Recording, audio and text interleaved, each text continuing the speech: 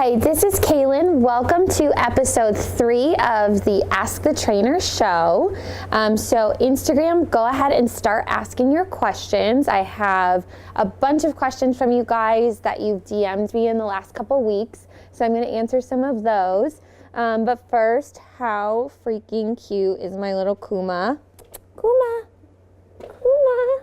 He's getting so big, I can't even believe it, and he's doing really good right now. Today. A couple nights ago he had his little fever, but he's been doing so much better. Right? Are you a good boy? Huh? Yes, you are. Okay, so do we want to start with some questions? Yeah, let's do it. Okay, the first question is from Eliza. She says, Dear Kaelin, my boyfriend and I have a Yorkie puppy and we trained him so well from the start. However, we moved recently, and his training went out the window. His potty habits have gotten so bad. We moved from a 1-story to a 3rd-story apartment and purchased the bells that hang by the door to associate pottying with going outside. He knows to ring them when we take him out, but he never does them on his own. He's having accidents in the house and giving us no signs that he needed to go. Now, I have kept a close eye on him and tried taking him out every hour or so that he has no accidents. If he does go in the house, we tell him no and take him straight outside.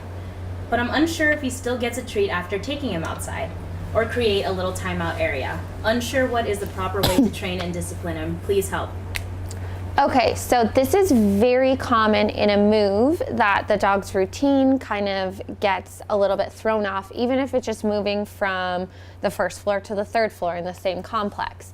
But what you want to do every single time that you move, or every single time issues like this start happening where the dog seems like they've regressed, is you have to basically regress with them. So the first thing that comes to my mind is that this dog, no matter how old the dog is, if these accidents are starting to happen, he's getting too much freedom. So you need to go backwards a little bit and set the boundaries and limits. So I don't know if you crate trained him from the start. If you did, you should go back to the crate. If you don't want to use a crate, you should gate off the kitchen, some kind of place like that, to have a control area where you can guarantee no accidents. This happens with a lot of dogs, and it's something I've been stressing to my clients so much lately, that a lot of people see this kind of behavior and they're like, okay, this is something he's just going to grow out of. It's not.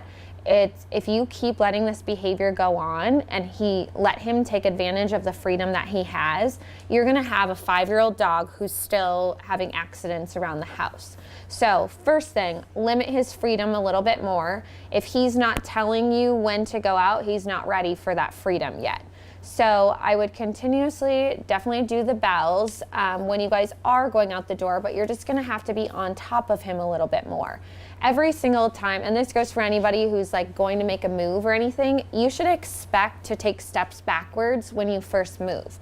So you shouldn't expect to leave off where the dog left off. Every single foster dog that I get here, no matter what age, the first few days, I am like on top of that dog like the dog is an 8-week-old puppy. Like, okay, every 20 minutes, outside. Just be proactive and prevent the accidents, because that's the best way to potty train. Once you get to the point where there's no accidents because you have it so controlled, then you can start to give more and more freedom. That is like something that's so huge that works with every single behavioral issue.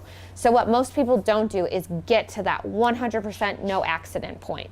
And that's going to happen because you're not even letting it happen. This goes for like any kind of behavioral issue. Get to the point where your dog isn't snapping at other dogs because you're not even letting your dog go up to another dog. You have it so controlled. Once that happens, then you can start gradually giving more and more freedom. So I hope that makes sense. And make sure that you have that control area as well. So gate off an area, gate off the areas that he's having accidents in. However, you can make that a little bit more controlled in the house to guarantee no accidents. As far as when accidents do happen, that's exactly what you want to do. You can say no, but you have to redirect the dog to what's right. So what's right is going outside. After that, there's nothing really to it. what you can do is, this kind of, you don't need to really have a timeout area after he goes potty outside. Reward him for going potty outside. So yes, give him a treat, because I think that was asked. So make sure you do reward that.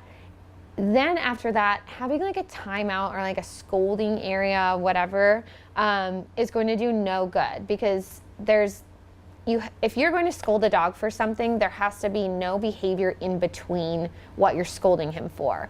So if you were going to do a timeout area, it would have to be, and with potty training, this wouldn't even work because he wouldn't get it, but it has to be after the dog does it. So if you put him back into a timeout area, he's not even going to remember what he's in there for.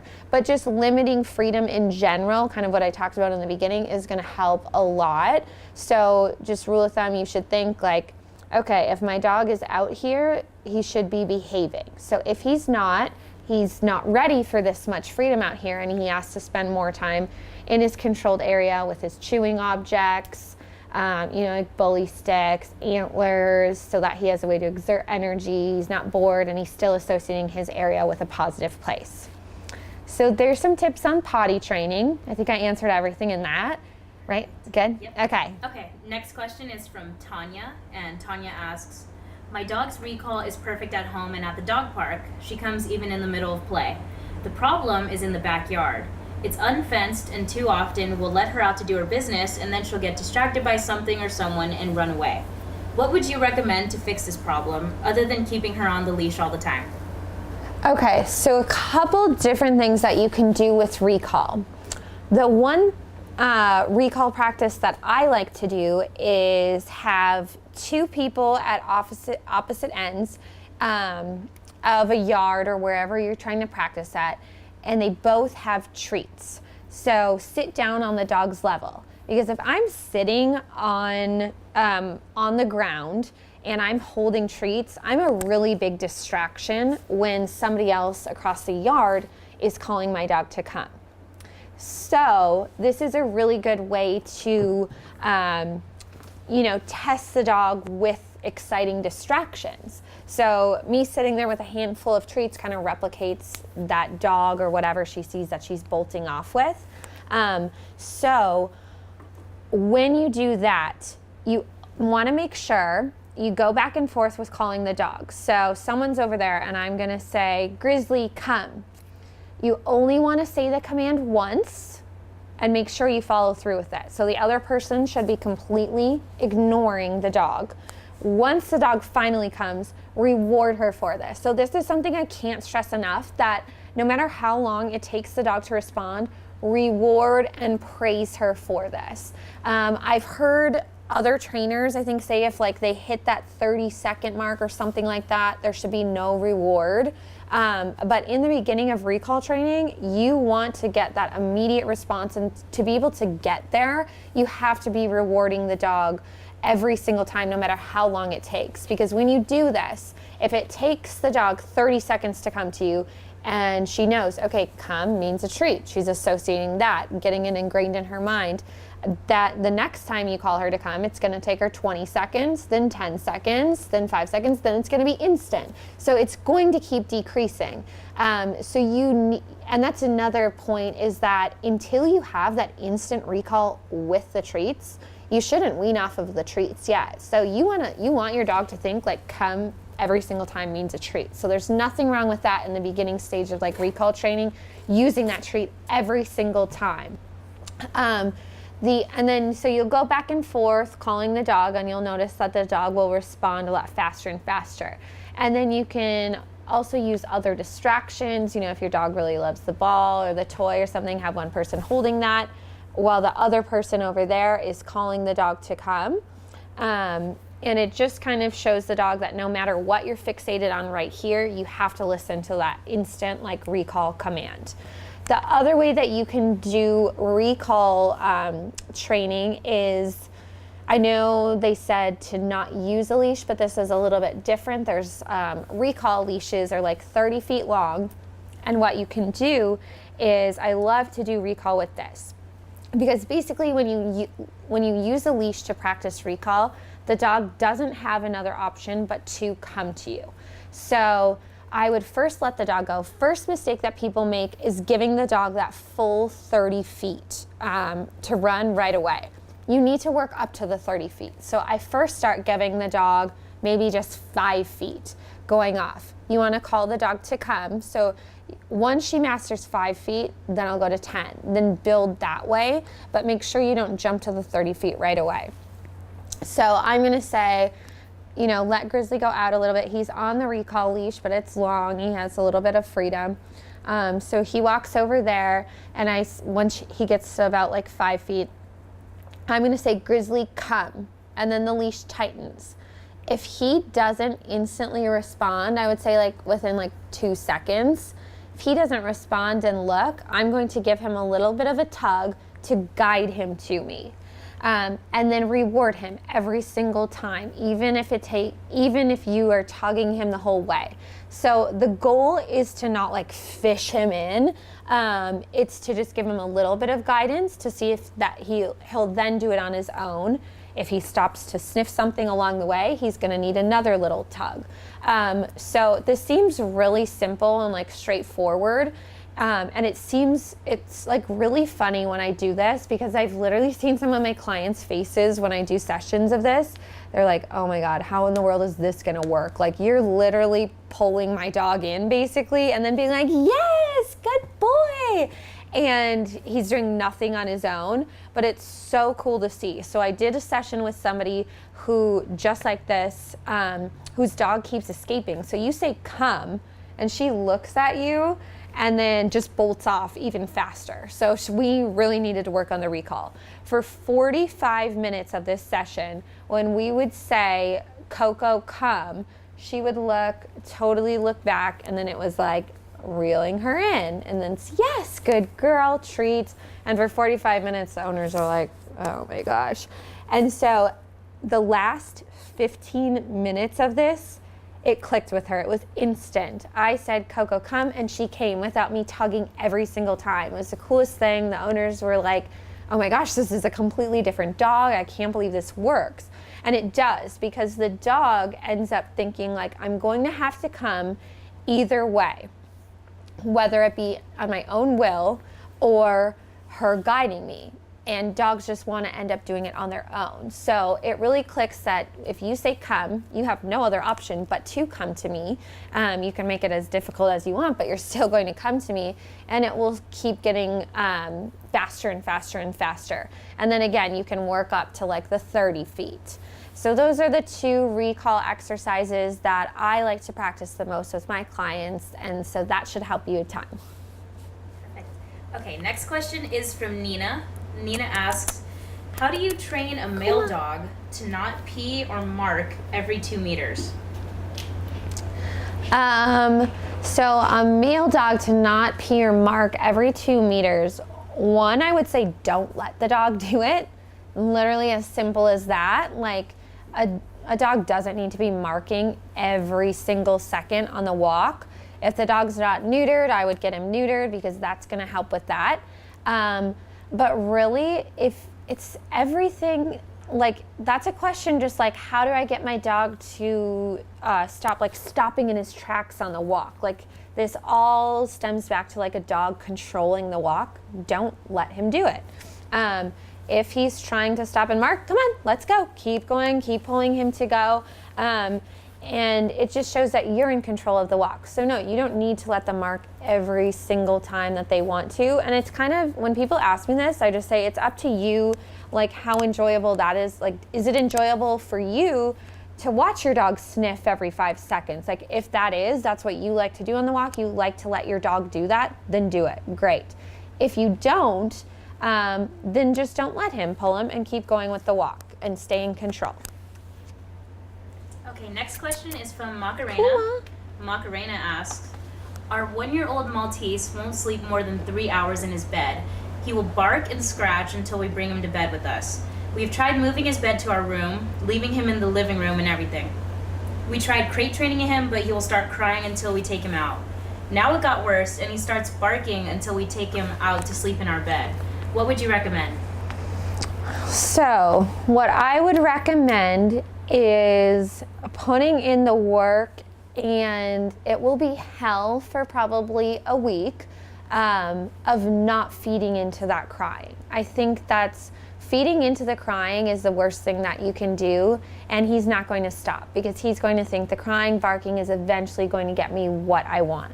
So I just told one of my clients this like a couple days ago. We had a session. I'm like, stay strong for 1 week, okay, and do not give in to the crying, like, because if you're looking at a long-term like perspective, you're like, oh my gosh, it's gonna last my whole life, like, how long am I gonna have to go with like no sleep, listening to him barking, crying?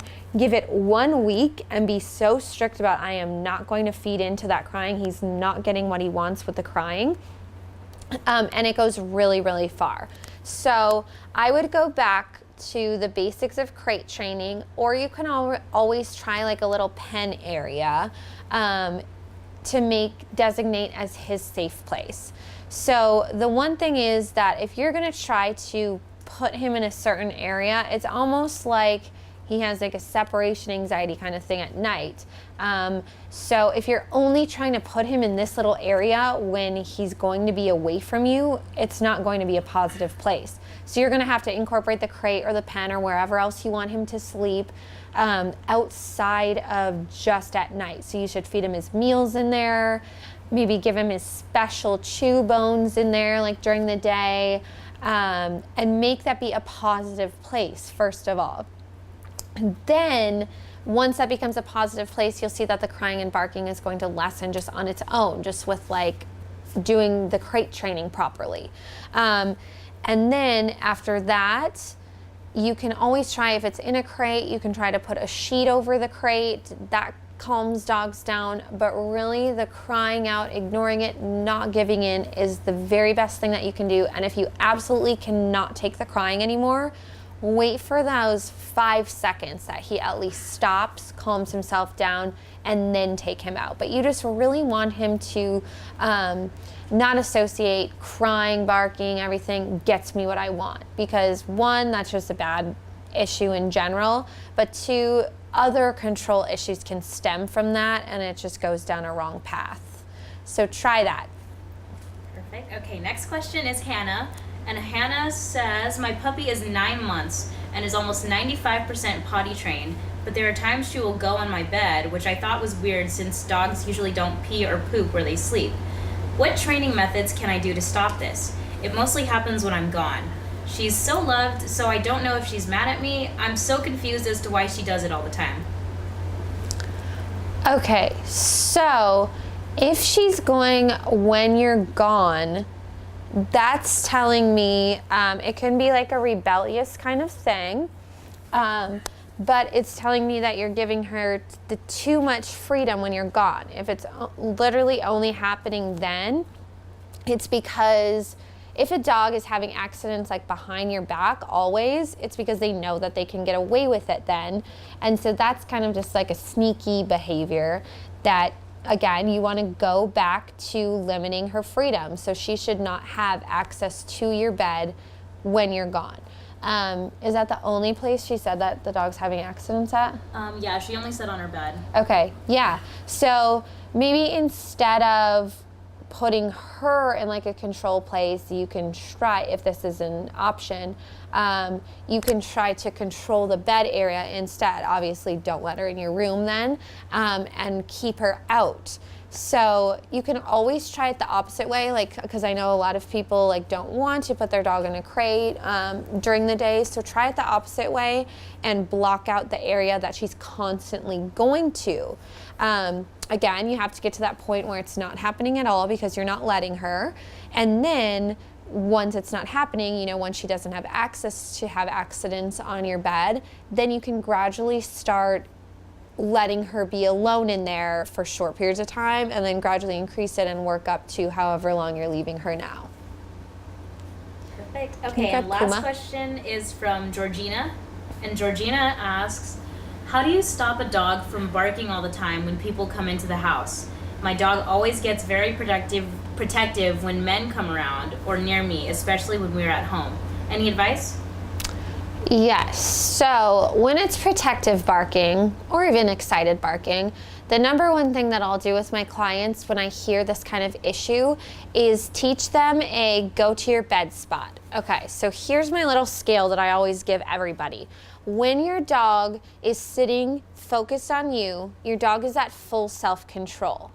The more excited or anxious the dog gets, or that protective instinct is kicking in, the further from self-control the dog is. So think of it like this: doorbell ringing, door knocking, whatever, your dog is going to shoot up to here and is totally just focused on the door. So he's already at almost zero self-control, right? When a dog is just going nuts at the door.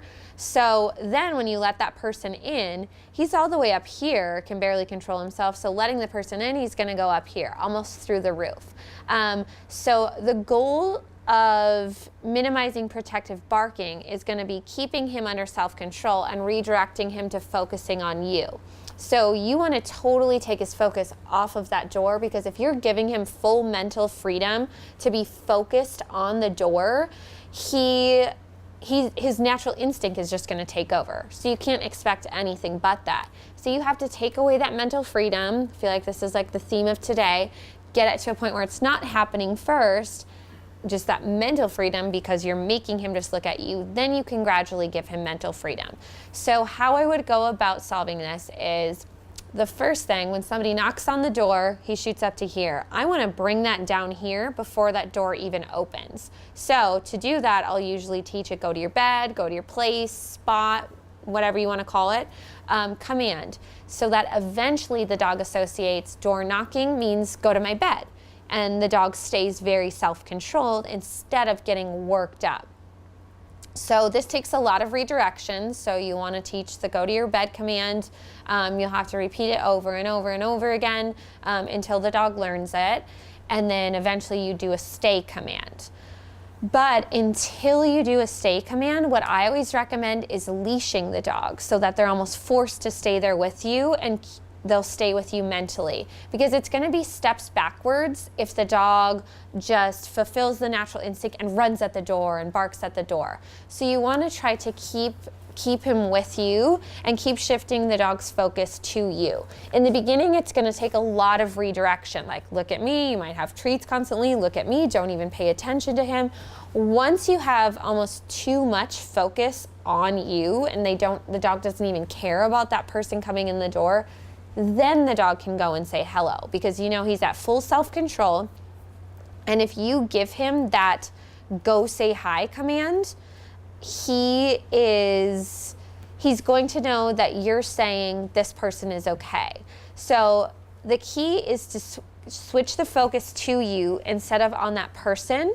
And then at the same time, keep his focus right there with you until he's fully controlled. So focus and self-control before he goes and says hello.